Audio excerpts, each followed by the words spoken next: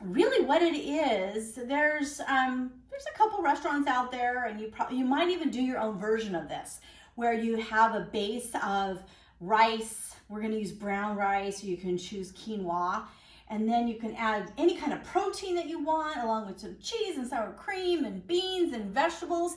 Basically, like Casey said, this is a pantry meal. Whatever you have in your pantry, whatever you have in your kitchen, it's what works. Or even leftovers. If you've done a stir fry, or maybe you cooked a little bit of extra chicken.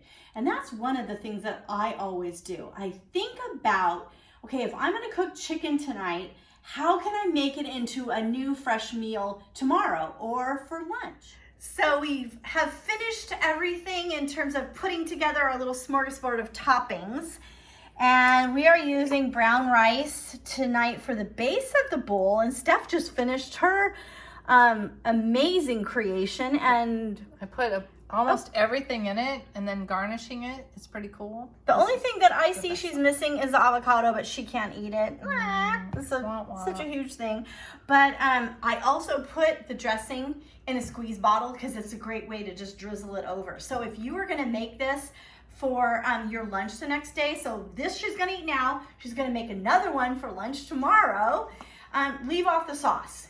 Put that in a small to-go container of, they're so easy to find anywhere, so that your sauce is fresh and you can put it on after you've heated it up or eat it cold.